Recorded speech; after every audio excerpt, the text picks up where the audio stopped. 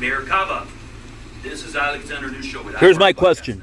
Are you in favor of the straw vote for expanding the transportation system? And if yes, where is the funding going to come from? And my second question is, despite the fact that the millage rate went down, overall, a lot of my viewers and listeners that live in Miami-Dade County, unincorporated areas, are complaining that property taxes went up. Would you care to comment on both of those questions, please? Watch her Yes, so the response. straw poll question, which is sponsored by our chairman, if he would care to respond to it. But yes, I believe that That's it's what an I'm important talking question about. for the public. So I'll allow him to answer that. And as far as Only Alexander the Newshow other asks question, the tough question. you know, we live in a community which is very attractive. A lot of people who've moved here, property values have gone up, and we have really tried hard to balance the fact that people are having a hard time paying bills with a high cost of living. And we were able to reduce the tax rate 2 years in a row. And this year, because of the challenges in the transition, this is the best approach, or we'll be facing the need to cut services. But how come you're saying the taxes went down, and in spite of all the residents of Miami-Dade are saying... We said the tax rates went down. Thank you. Yeah, on the ballot question, rapid mass transit has to happen. Look, it needed to happen 40 years ago. It didn't happen 40 years ago. This is Miami-Dade County Talk about how much Commissioner, it's gonna cost. Chairman of the We're gonna County price out the Board SMART plan of County and the SMART Commissioners, program. Oliver But in Gilbert. truth, right now, the average rider is costing them $1,800 a month to sit in congestion. $8 billion we leave on the roads That's what every I'm year talking as about. an urbanized area. So the question isn't whether we need to do it. Only It's Alexander we Newshow needed to do it asks the 30, tough 40 years question. ago. We have to do it now. Look, we have people moving here. We need rapid mass transit. We talk about being a world-class community. You don't see a world-class community that's flat, and you don't see a world-class community without rapid mass transit. The ballot question is meant to actually start that conversation with the public. Because for far too long, we've been saying we're going to do something, we're going to do something. It's not going to be easy, and it's not going to be cheap, but we're paying more right now. We will continue to pay more. $8 billion a year. That's what we leave on our roads in congestion.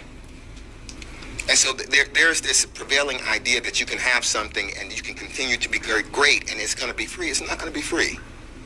We have to invest in this community, in the infrastructure in this community, for this community, for the future. We have to do it, and we need to start now. I put that ballot question on there because I want people talking about rapid mass transit. They've been promising it since I was a young boy. That's what I'm talking 51 about. years old now. It's time we either do it. Only tell people Alexander we're not gonna Newshow do it. asks the tough We're question. going to have an open and honest conversation about it. If it gets approved, where's the funding going to come from? We'll figure it out.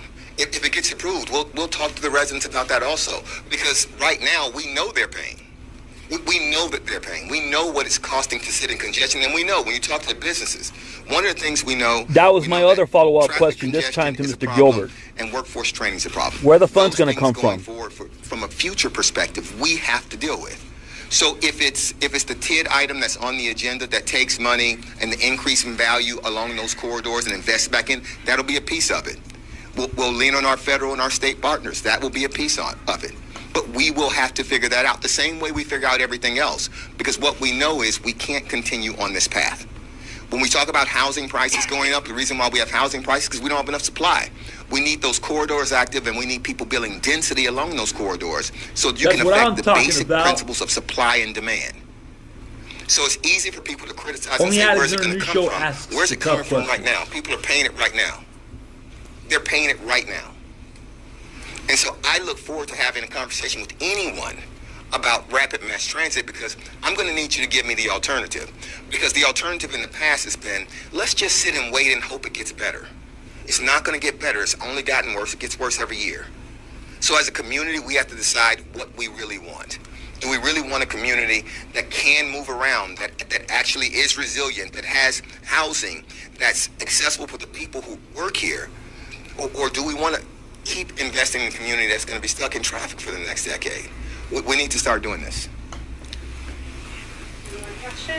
I just wanted to add that when you reduce the millage rate, it means that people are paying less in property taxes than if the millage rate had not gone down. So obviously that was a significant amount of money as well. That's what I'm talking Yes. about. Yeah.